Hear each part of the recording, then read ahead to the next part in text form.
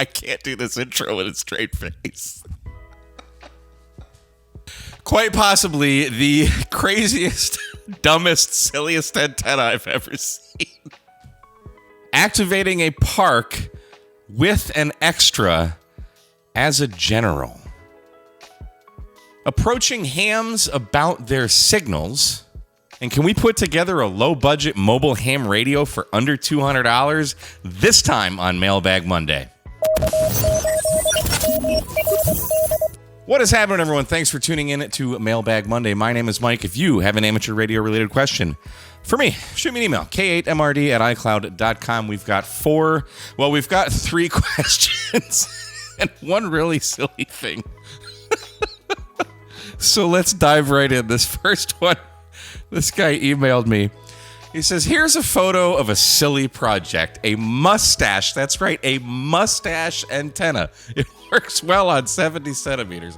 If you feel like throwing me a bone and helping grow my channel, I posted a video on my Ham Radio Insight channel. So there's your shameless plug. Look at this thing. He made a mustache antenna out of like foil. Go watch his video. I'll leave a link to it in the description.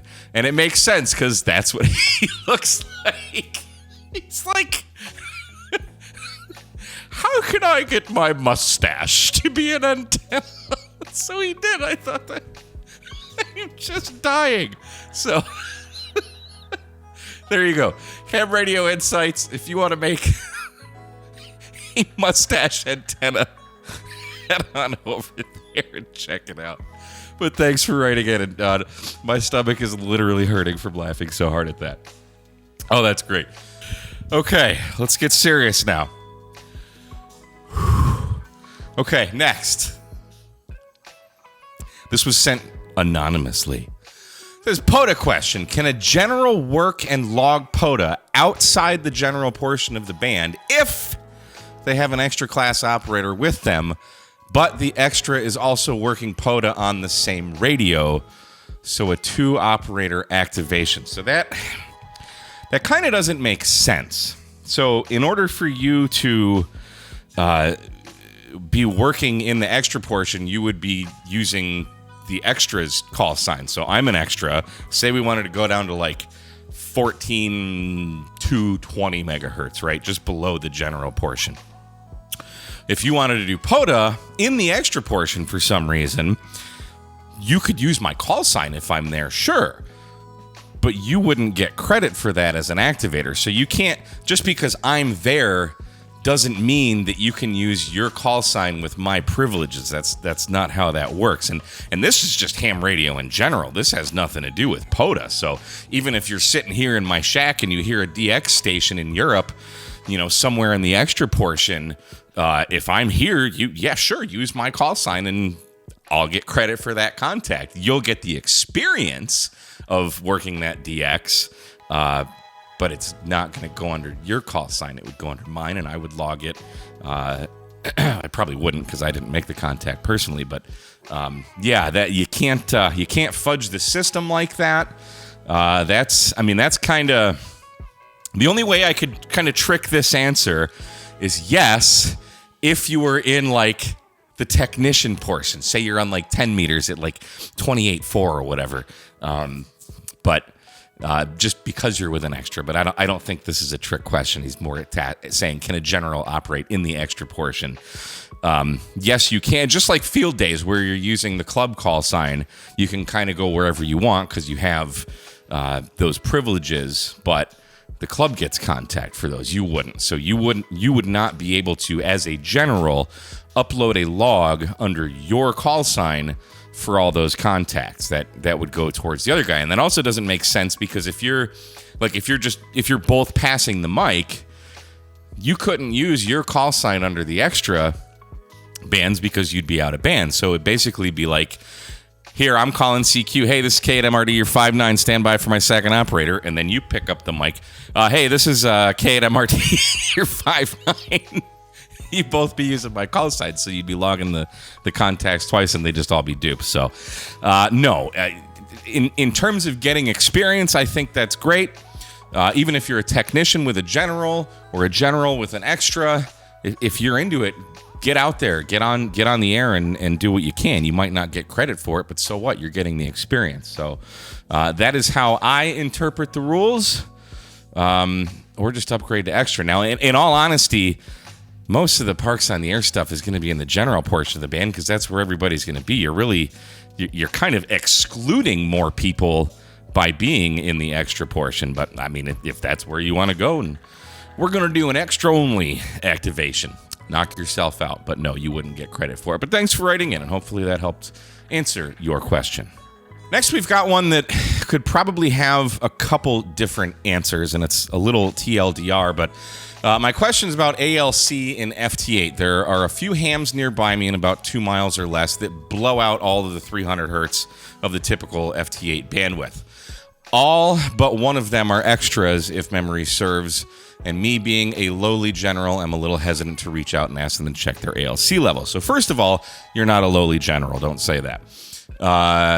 Particularly if it's an issue of proximity versus overdriving the radio. So my question is, do you think these guys are overdriving, or because they're within a couple miles of my QTH, this is more a proximity thing and I just need to suck it up or switch bands and modes? Appreciate your videos and all you do to advance the hobby.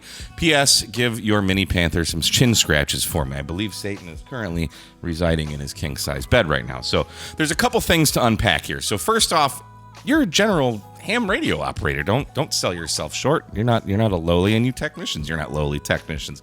We're all better than most of the world because we've got some kind of amateur radio license. Now, to get to the question at hand, it could be the ALC. It's probably more proximity, though. I mean, I've been in many cases where, as like a portable activator for Parks on the Air, I've gone to parks like one that comes to mind. Me and Evan W8KJR. And I feel one other person, I think it was Jason, went to we went to Findlay, Ohio, Flag City, USA. Yeah, Findlay. And we activated a park there, and there was some guy that was inside the park, way on the other side of the park, but like being on 20 meters, like and sideband, just being that close to another operator pretty much just wiped out not just the 300 kilohertz or 3,000 hertz that FT8's in, but pretty much the whole 20-meter band. So we had to work around that. And same thing with field days and stuff. Like you need to be on different bands. You need band pass filters. So it is most likely proximity that's blowing it out. Could their ALC be high? Yes. But not everybody knows. Hey, check your power slider. Check your ALC. Put out that clean signal. I would give them the benefit of the doubt, but one thing I would not be hesitant to do, now you have to be nice about it. I know that if I were putting out a dirty signal, I would want to be told, because I don't want to put out a dirty signal. I try very hard to put out a clean signal. I've made videos about how to put out a clean signal with FT8.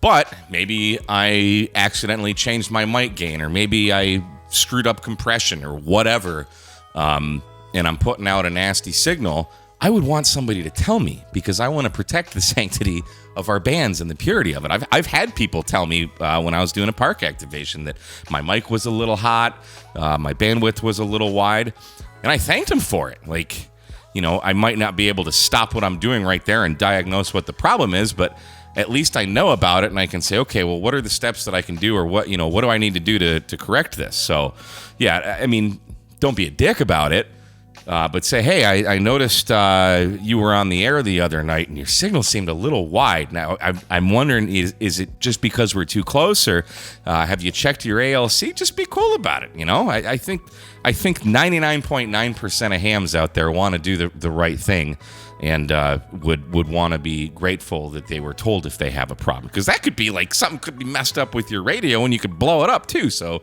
that could cost you a lot of money. So that is my answer, and I'm sticking to it. So thanks for writing in. Lastly, here's the challenge.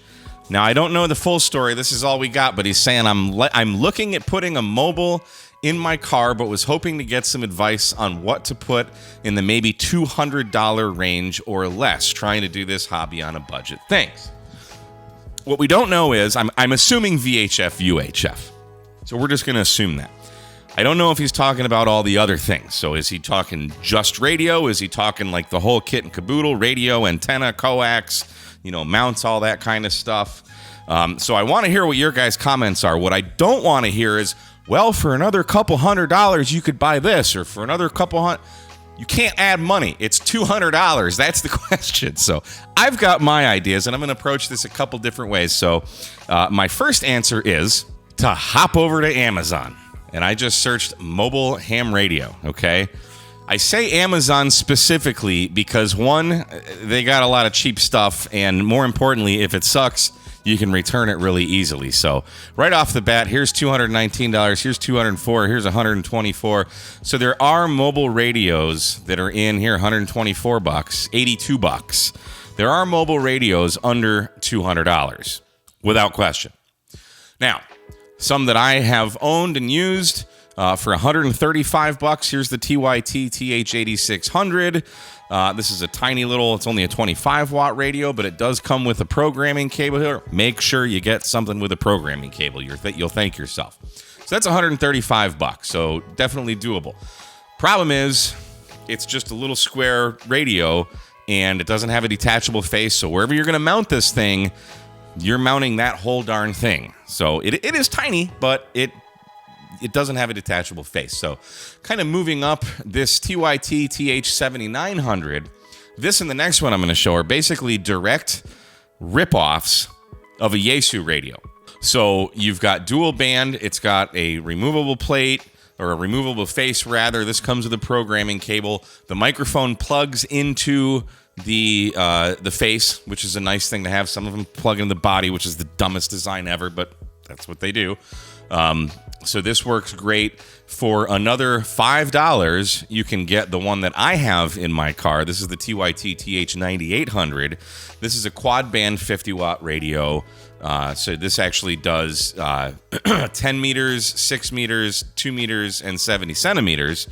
So I don't know what band what license you have, but you can get 4 bands out of this guy. So, and again, comes with a programming cable. Now, that's some radios. You're definitely going to be in the Chinese market unless you go to like a ham radio club, ask around, does anybody have anything used? You could go to the cancerous website called QRZ and search the used forums in there. I just can't really support QRZ because it's just literal internet AIDS. It's just as bad as Facebook. But you can. Now, not knowing if that's $200 for the entire thing or $200 for a radio, we've got some other options and things you want to consider. Number one, antenna is by far the most important thing that you're going to want to look at. I personally use this Comet Antenna. It's a CA 2x4 SRB. It is a fantastic antenna. So you could really do nothing more than, if you already have an HT, get a better antenna and get that antenna out of your car, outside. You're already going to have better luck. So really, for $135, you could get this 8600. Another $70, you could get this Comet Antenna. And I recommend this one specifically because this is what's on my car and this is what I use. Are there cheap Chinese antennas? Yes, but they're probably going to perform like a cheap Chinese antenna. Now, the other thing you're going to want is a mount. Now, I use a Comet mount with my Comet antenna. I actually don't like the Comet mount. It's already starting to rust, like you can see here. I prefer a Diamond K400 mount, but those are about $80. So if you're just trying to get in the hobby, here is, and I'm by no means suggesting this particular antenna mount. It's Bing Fu. It's Chinese. It probably sucks. It looks like an exact ripoff of the Diamond K400, but that's what the Chinese do. Will it work? Probably. Will it work for very long? Probably not. But it's enough to kind of get your feet wet and say, okay, is this amateur radio thing for me without spending hundreds and hundreds and hundreds of dollars just to get on VHF Mobile. So 8600, Comet Antenna, Bing Fu mount, you're a little over $200. I mean, keeping it under $200, unless you're just using like a Bofang, is a big ask. 200 is kind of, that's, I had to rack my brains a little bit on this one, but it can be possible. You could easily get your Baofeng radio, get an antenna out on the roof, which is exactly what I did when I first got my Technician. I didn't have a mobile radio. I had a 5-watt or 4-watt Baofeng. I got just a tiny little 19-inch mag mount antenna that I stuck to the roof of my car. And just having that antenna outside the car is already going to be better for you. More power isn't the most important thing. If you didn't do anything else, get that Comet antenna or something similar to that. A good quality antenna. You can get a mag mount, you can get a trunk mount. I prefer the trunk mounts, get a little bit better connection to ground on the body of the car. But there you go, guys. What are your solutions for a $200 mobile ham radio setup? Leave a comment down there, and we can all learn and share more together. Guys, if you have a question for me, shoot me an email, k8mrd@icloud.com, and you just may have one of your questions featured on an episode just like this, known as Mailbag Monday. Thanks so much for watching, everyone. From Ham Radio Tube, my name is Mike, K8MRD 73.